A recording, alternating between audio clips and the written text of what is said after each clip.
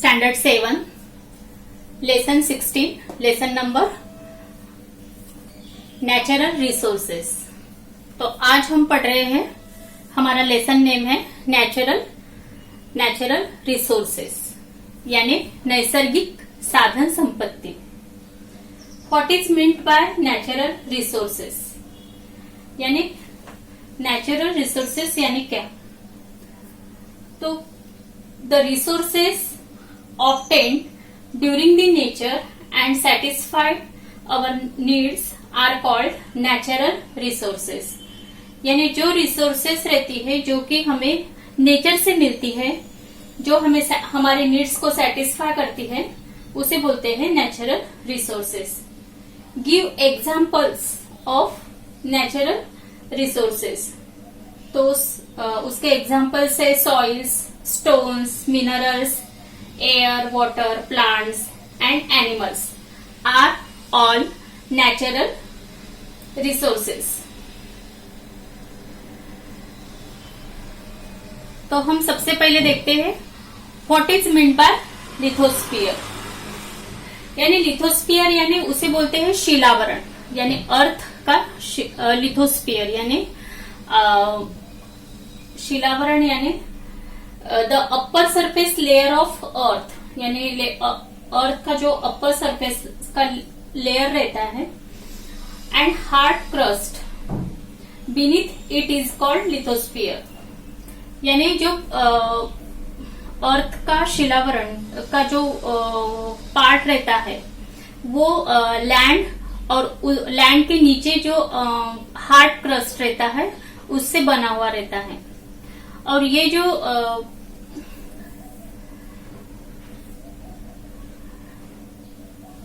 तो हम ये जो रहता है शिलावरण, ये एक होमोजीनियस नहीं रहता, यानी उसे इज नॉट होमोजीनियस। तो वो made up of many types of rocks, यानी बहुत अलग वेरियस प्रकार के जो टाइप्स ऑफ रॉक्स से वो बना हुआ रहता है। Resources in the earth's crust include minerals, ores, mineral oil and other fuels, rocks, water elements etcetera. यानी इसमें ये सब इंक्लूड रहता है in the earth crust. Resources in the earth crust यानी अर्थ क्रस्ट में से जो रिसोर्सेस रहते हैं उसमें मिनरल्स मिलते हैं हमें, ores, mineral oils and other fuels, rocks, water elements etcetera.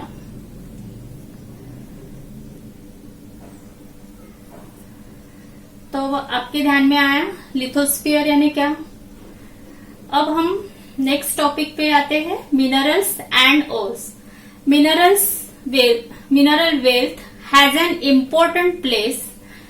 Mineral wealth को एक इम्पोर्टेंट प्लेस है, यानी एक इम्पोर्टेंट जगह है अमोंग नेचुरल रिसोर्सेस में उसे उसकी अपनी खुद की एक इम्पोर्टेंट जगह है। Minerals are form by various process taking place in the environment. यानी एनवायरमेंट में वेरियस प्रोसेस से ये मिनरल्स हमें मिलते हैं, यानी तैयार होते हैं। The rocks on the earth are mainly made of minerals. जो अर्थ पे जो हम रॉक्स देखते हैं वो मेड ऑफ मिनरल्स से बने हुए रहते हैं, जो कि ये मिनरल्स हमें माइनिंग थ्रू मिलते हैं।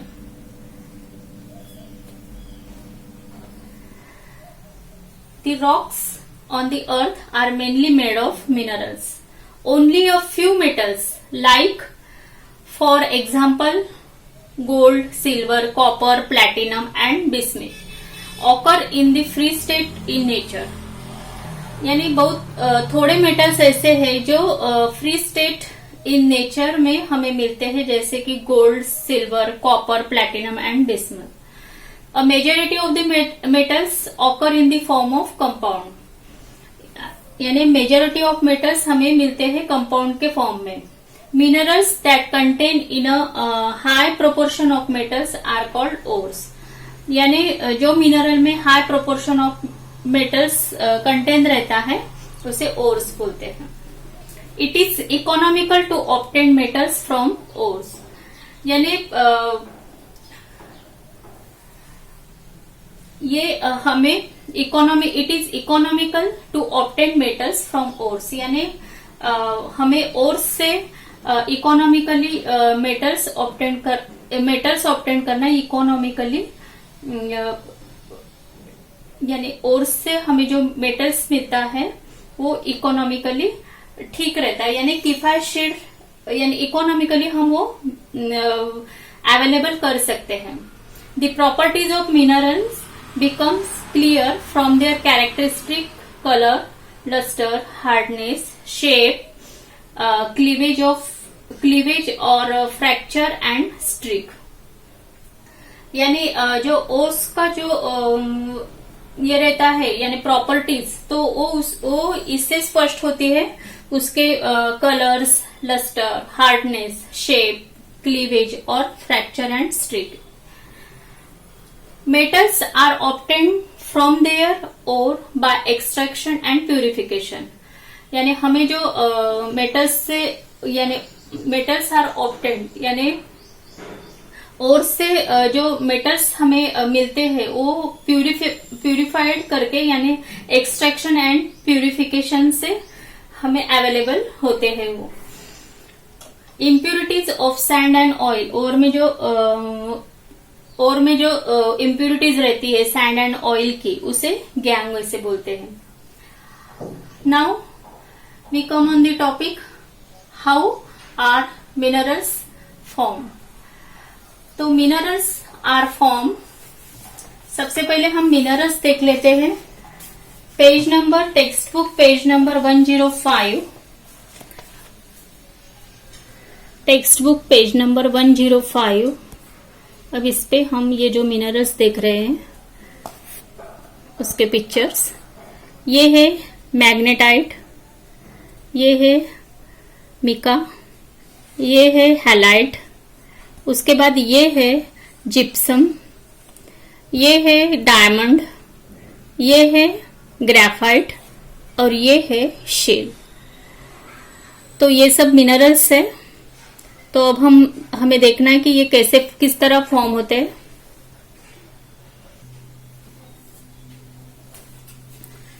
Minerals are form from the magma in the earth crust. यानी मिनरल्स कैसे फॉर्म होता है, तो minerals are form from the magma in the earth crust, यानी अर्थ क्रस्ट, यानी जो अर्थ क्रस्ट में से जो ज्वालामुखी में से जो लावा रस बाहर पड़ता है, तो उससे ये मिनरल फॉर्म होते हैं। Minerals are form from the magma in the earth crust and the lava from the eruption of volcanoes when they cool and get transform into crystal. तो ये है उसके एग्जाम्पल, मैग्नेटाइट, मिका।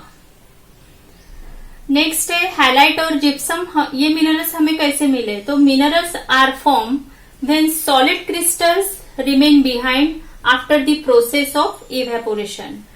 यानी इवेपोरेशन के माध्यम से, प्रोसेस से जो सॉलिड क्रिस्टल जो रिमेन्स रहते हैं, उसी से ये मिनरल्स फॉर्म होते हैं। उसका एग्जाम्पल है हैलाइट एंड जिप्सम। देन हम देख रहे हैं डायमंड एंड ग्रेफाइट। ये हमें किस तरह मिलते हैं, तो minerals get transform from one form into another due to large changes in temperature and pressure. यानी टेम्परेचर एंड प्रेशर इनमें जो बदलाव आता है, उसी की वजह से ये मिनरल्स एक दूसरे के फॉर्म में कन्वर्ट होती है, ट्रांसफॉर्म होती है, उसी से हमें ये मिनरल्स मिलते हैं। Then shell, some living organisms produce inorganic minerals. Example जैसे कि conches, shells, etc. form for the protection of the body. तो कुछ सजीव ऐसे रहते हैं जैसे कि वो यानी लिविंग ऑर्गेनिजम्स ऐसे रहते हैं कि जो इनऑर्गेनिक मिनरल्स से निर्मित होते हैं, यानी प्रोड्यूस होते हैं, तो उसी से ये मिनरल्स फॉर्म होते हैं। एग्जाम्पल यानी प्रोटेक्शन के लिए जो तैयार हुए हैं, तो उसे बोलते हैं conch shells are form for the protection of the body. Then हम आते हैं क्लासिफिकेशन ऑफ मिनरल्स। तो ये 3 इसमें क्लासिफाइड होता है, non metal minerals, metal minerals and energy minerals. Non metal minerals में मिका, मेटल मिनरल्स में iron gold and energy minerals में कोल। नॉन मेटल मिनरल्स में mica, sulphur, gypsum, potash, graphite, diamond, feldspar, ये सब आते हैं। मेटल मिनरल्स में iron, gold, silver, tin, bauxite, manganese, platinum, tungsten. और एनर्जी मिनरल्स में coal, mineral oil, natural gas, ये आते हैं।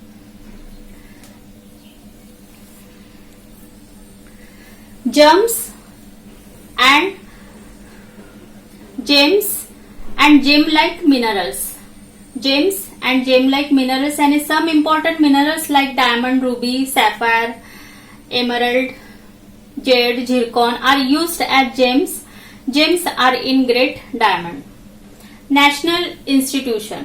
The Indian School of Mines, Dhanbad, was founded in 1926 to impart education in mining. This institute has now been converted into an Indian Institute of Technology. यानी पहले 1926 में Indian school of mine थी धनबाद में, अब उसका कन्वर्शन हो गया है, वो कन्वर्टेड हो गई इंडियन इंस्टीट्यूट ऑफ टेक्नोलॉजी में। Deposit of common salt are also found in the earth. This salt is called rock salt, यानी इसे हम ब्लैक सॉल्ट भी बोलते हैं। It is used in food, इसका यूज हम फूड में करते हैं और इन सम मेडिसिन।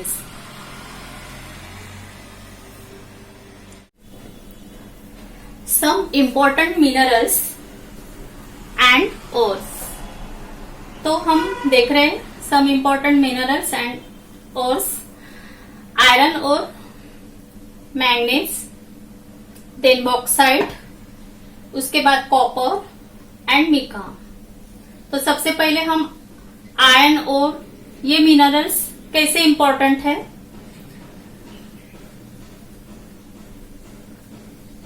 आयरन और ये कैसे इंपॉर्टेंट है ये हम देख रहे हैं।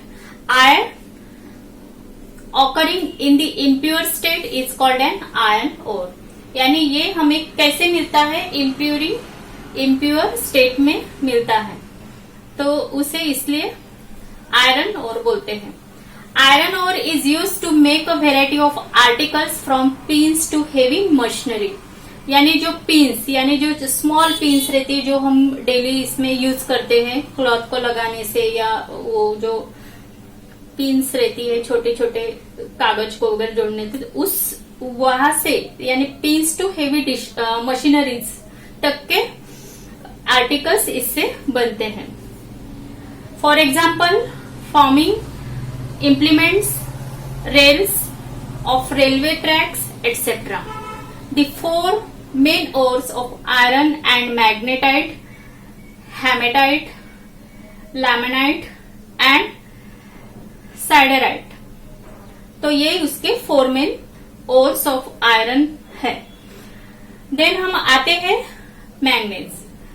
तो manganese occurs in the form of its carbonate, यानी ये हमें कार्बोनेट, इसके फॉर्म में कार्बोनेट, सिलिकेट एंड ऑक्साइड, ये फॉर्म में हमें मिलते हैं।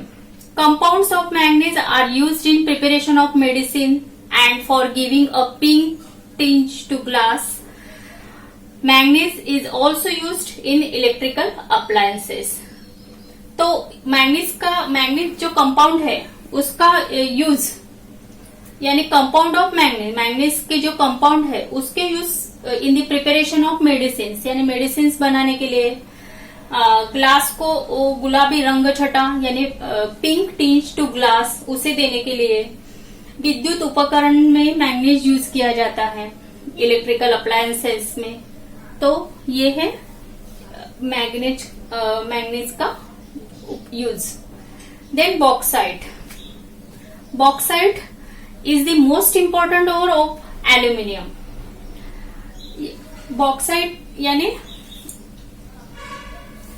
बॉक्साइट ये एल्यूमिनियम का एक प्रमुख ओर है।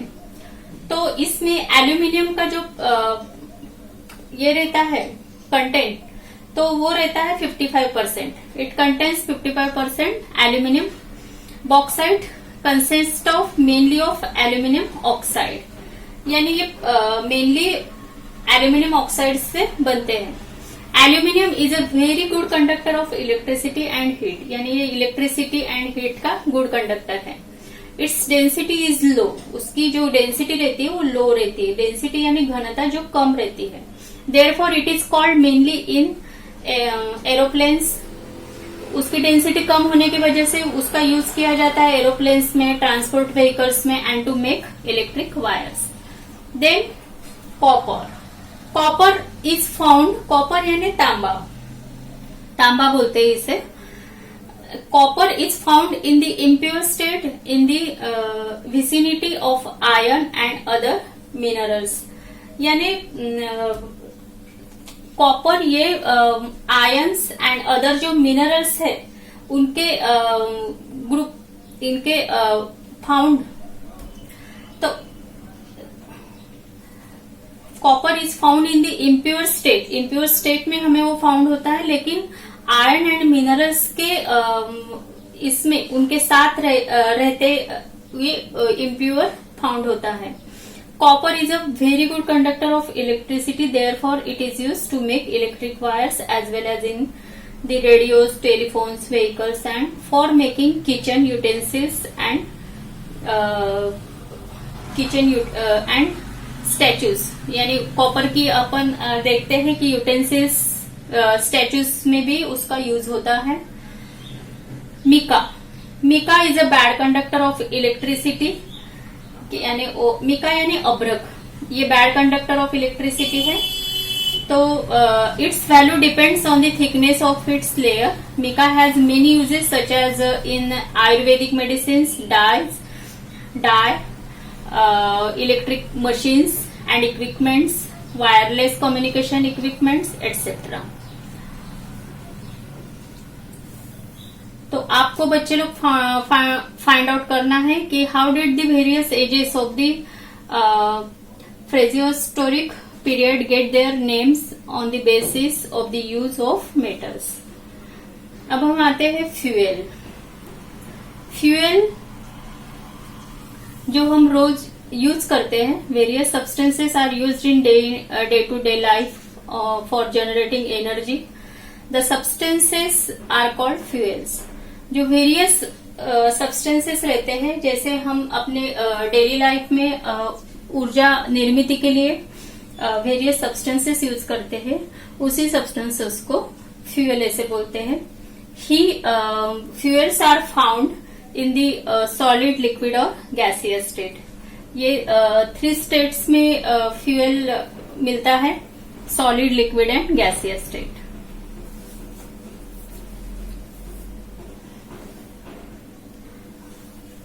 Coal. Millions of years ago, forests got buried underground as a result of certain natural events. Layers of soil kept getting deposited over them. The very high pressure from above and the heat from the earth's interior slowly transformed the buried plants into fuel. Coal was thus formed from the remains of those plants. That is why coal is said to be a fossil fuel. यानी लाखों साल पहले, यानी millions of years के जो नैसर्गिक जो घडामोड़ी हुई थी, यानी कुछ नेचुरल इवेंट्स की वजह से, सर्टन नेचुरल इवेंट्स की वजह से जो फॉरेस्ट अंडरग्राउंड बरीड हो गए और उसपे जो सॉइल्स का जो लेयर है वो जमा होने लगा, यानी layers of soil kept getting deposited over them. The very high pressure, ऊपर से जो हाई प्रेशर और जो अर्थ के इंटीरियर में जो हीट रहती है उसके परिणाम से जो उसके अंदर जो बरिड हुए जो जो ट्रीज है उनका कन्वर्शन हो गया है, slowly transform the buried plants into fuels. So coal was thus form from the remains of those plants. तो इसमें से जो रिमेनिंग दोज प्लांट्स है यानी जो अवशेष, जो वनस्पति के जो अवशेष यानी ट्रीज के जो प्लांट्स के जो अवशेष रहते हैं जो बरिड हुए हैं जो, तो उसी से ये बना हुआ है. इसीलिए उसे फॉसिल फ्यूल ऐसे बोलते हैं. कोल को फॉसिल फ्यूल ऐसे बोलते हैं. Coal is found in mines. Coal is found in mines यानी माइंस में ये फाउंड होता है कोल. पीट, लिग्नाइट यानी brown coal, bituminous coal and anthracite are the various types of coal. Anthracite is the coal of the highest grade. Anthracite ये उच्च प्रति का कोल है. Coal is in a way storehouse of carbon. It is burn to obtain heat energy.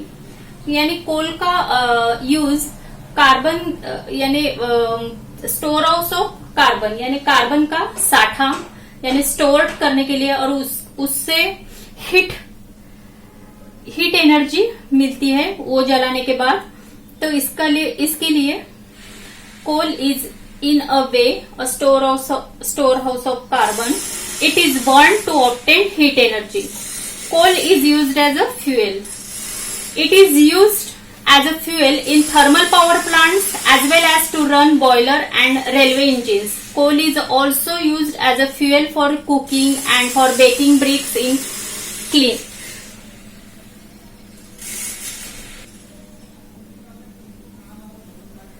Coal is in a way a storehouse of carbon. It is burned to obtain heat energy. ये जलाने के बाद हमें heat energy मिलती है. Coal is used as a fuel. उसका fuel यानी fuel के लिए कोल का यूज होता है. It is used as a fuel in thermal power plants as well as to run boilers and railway engines. यानी इन सब में भी कोल का यूज होता है. Thermal power plant as well as to run boilers and railway engines. Coal is also used as a fuel for cooking and for baking bricks in kilns on a large scale. The gaseous fuel, producer gas and water gas are obtained from coal. Coal as an energy resource contributes greatly to industrial development.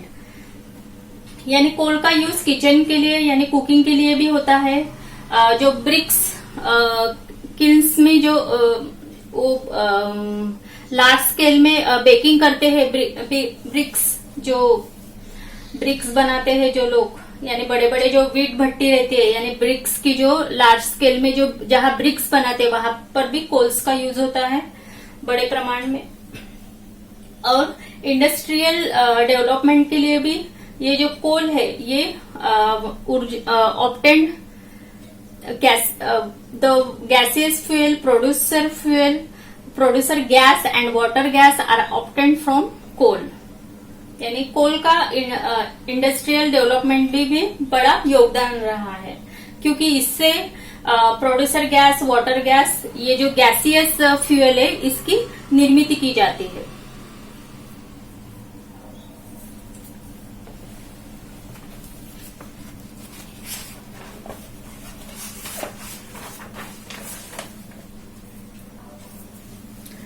Text book page number 107. तो हम ये picture देखते हैं. Formation of mineral oil and natural gas. तो ये million of years ago तो ये ऐसे था.